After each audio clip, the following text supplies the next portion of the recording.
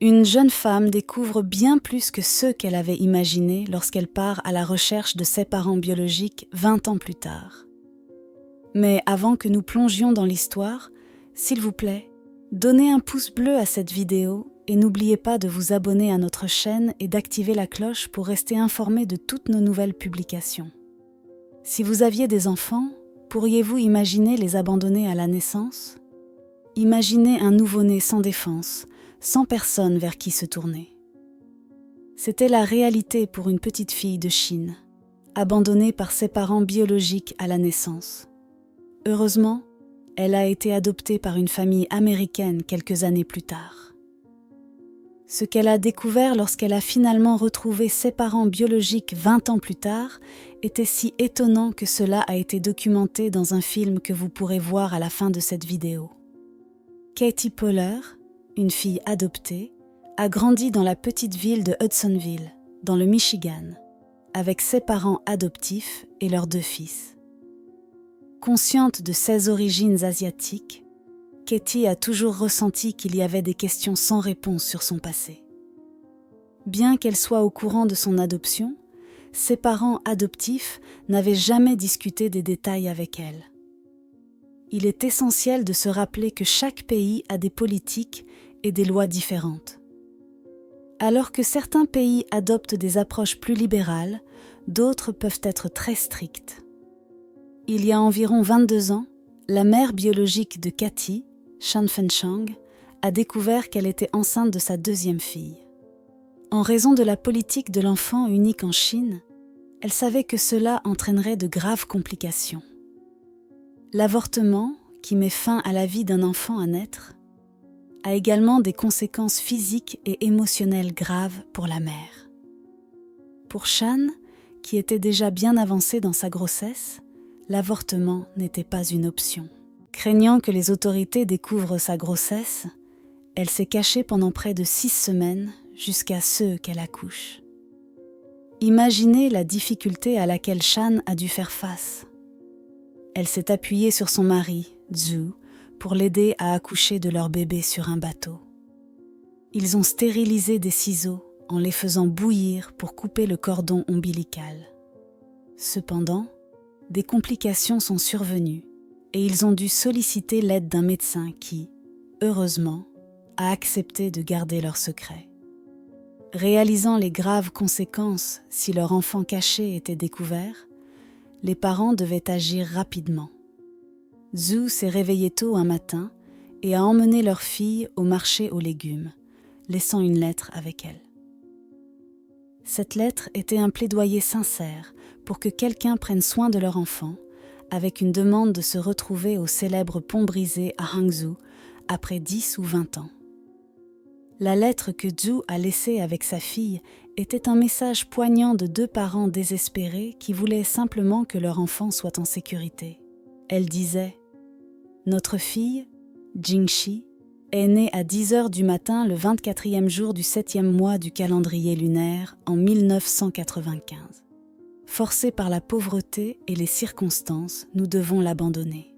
Oh, pitié pour les cœurs des pères et des mères partout. » La lettre exprimait également leur profonde gratitude envers quiconque prendrait soin de leur fille. Elle se terminait par « Merci d'avoir sauvé notre petite fille et de l'avoir prise sous votre garde. Si le destin le permet, rencontrons-nous à nouveau sur le pont brisé à Hangzhou le matin de la fête de Qixi, dans 10 ou 20 ans. Si vous êtes curieux au sujet de la politique de l'enfant unique en Chine, voici un peu d'histoire. Cette politique a été mise en place par le gouvernement chinois en 1979 pour freiner la croissance rapide de la population du pays et réduire la pauvreté. Cette politique est restée en vigueur pendant plus de 35 ans et on estime qu'elle a empêché 400 millions de naissances. Cependant, à la fin de 2015, la Chine a mis fin à cette politique, levant ainsi les restrictions sur les naissances. Alors, qu'est-il arrivé à la petite fille après que ses parents l'ont abandonnée ? Peu de temps après que Jingxi a été amenée à l'Institut du bien-être de l'enfance à Suzhou, le destin est intervenu. Ken et Ruth Poehler, ainsi que 9 autres familles, étaient en voyage en Chine lorsqu'ils ont rencontré la petite Jingxi. Le couple, qui avait voyagé avec les services chrétiens Bethany jusqu'à l'orphelinat, a décidé de l'adopter. Ken et Ruth n'ont pas hésité à accueillir le bébé dans leur famille. Ils croyaient que le destin les avait réunis et qu'ils étaient faits pour être une famille. Mais savaient-ils à propos de la lettre laissée par les parents biologiques de Jingxi? Après avoir adopté le bébé, les Poehler sont montés dans un bus avec Jingxi et un autre enfant, Catherine Sue Poehler. Ils avaient un traducteur qui a lu et traduit la lettre laissée par les parents de Jingxi en anglais, afin que Ken et Ruth puissent en comprendre le contenu. En entendant ce que les parents biologiques de Jingxi avaient écrit, Ken et Ruth ont pris une décision importante. Ils ont choisi de garder la lettre secrète pour leur fille, jusqu'à ce qu'ils soient certains qu'elle soit assez mature pour la comprendre émotionnellement. Katie a grandi dans une petite ville d'environ 7000 habitants avec ses parents adoptifs, les Poehler. Elle a eu une enfance typique américaine, allant régulièrement à l'église avec sa famille chrétienne fervente. Katie excellait dans le sport, apprenait à jouer du violon et du piano et explorait le pays. Elle a eu une enfance heureuse et en bonne santé, comme n'importe quel autre enfant américain. Après avoir terminé le lycée, Katie s'est inscrite au Calvin College, une université d'arts libéraux. Elle a poursuivi des études en santé publique et en musique, motivée par son désir de contribuer positivement à la société.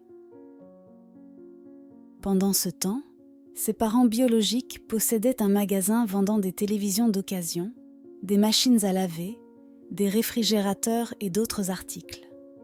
Ils travaillaient dur chaque jour pour subvenir à leurs besoins. Après des années de pauvreté, Shan et Zhu avaient enfin de quoi vivre dans un appartement de 2 chambres. Bien qu'ils aient travaillé dur pour subvenir aux besoins de leur seule fille, pas un jour ne passait sans qu'ils ne pensent à Katie. Si vous étiez à leur place, pensez-vous que vous pourriez oublier l'enfant que vous avez laissé pour adoption? Auront-ils un jour la chance de revoir leur fille? Le couple avait promis de retrouver leur fille après 10 ans.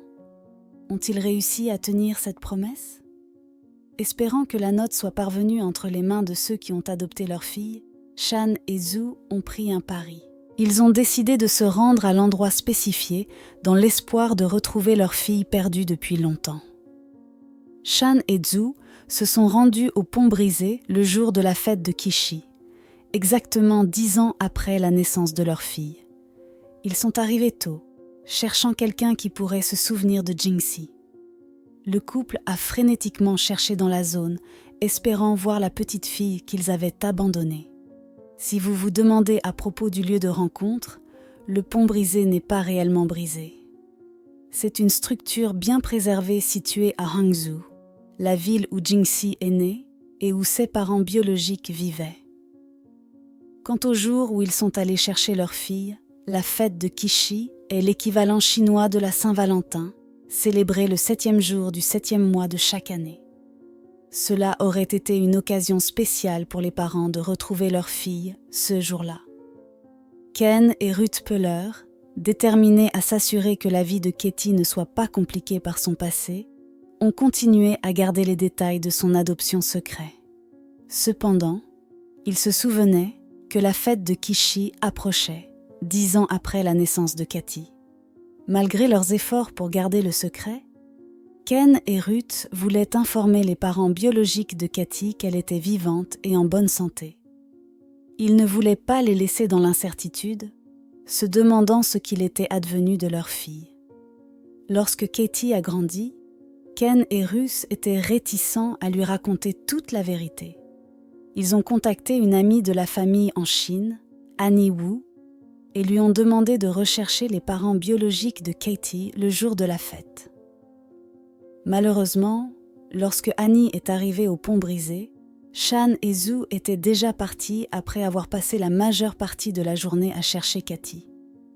Annie, ne sachant que faire, a remarqué une équipe de télévision filmant la fête et a demandé si elle pouvait visionner leurs images.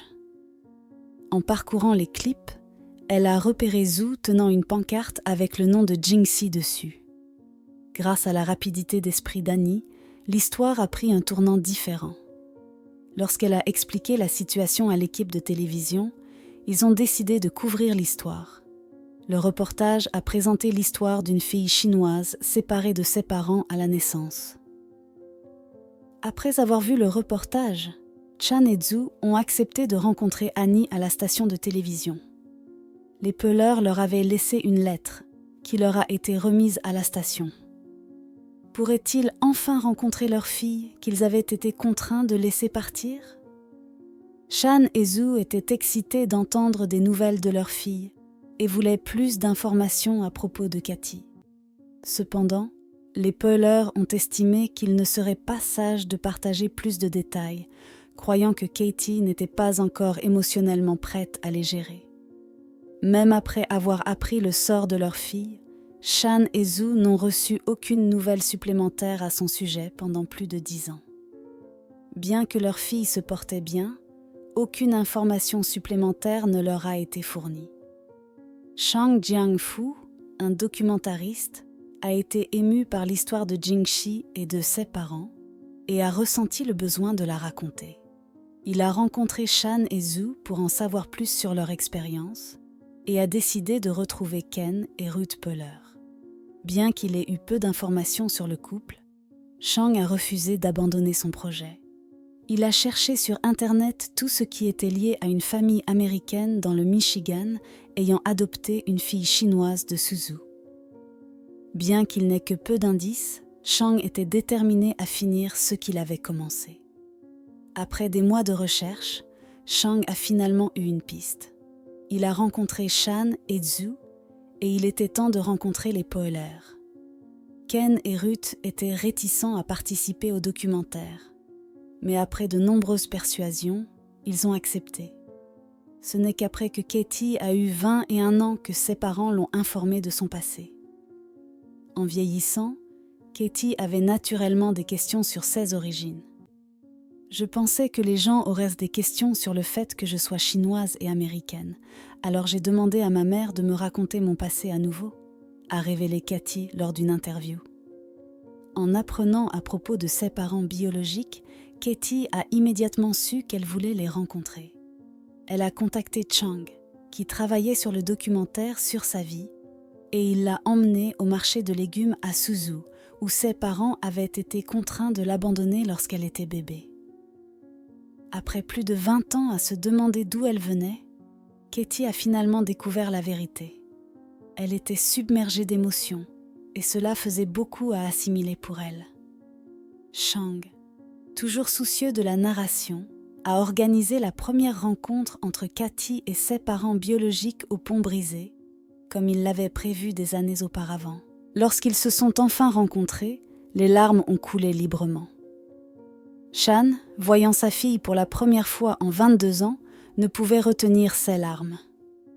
Bien que Katie ne parle pas le mandarin et que sa famille ne parle pas anglais, ils étaient ravis d'être réunis. Katie est restée avec ses parents biologiques dans leur appartement pendant quelques jours. Ils ont informé sa grand-mère, qui avait subi un grave accident vasculaire cérébral à propos de Katie, et elle a eu la chance de la rencontrer également. Comme tout s'est passé si soudainement, cela a eu un impact sur l'esprit de Katie. Elle a exprimé son désir de maintenir une relation avec sa famille, mais elle avait besoin de temps pour tout assimiler et prendre une décision claire. Ses parents biologiques lui ont promis de la soutenir quoi qu'il arrive et étaient simplement heureux de savoir qu'elle se portait bien.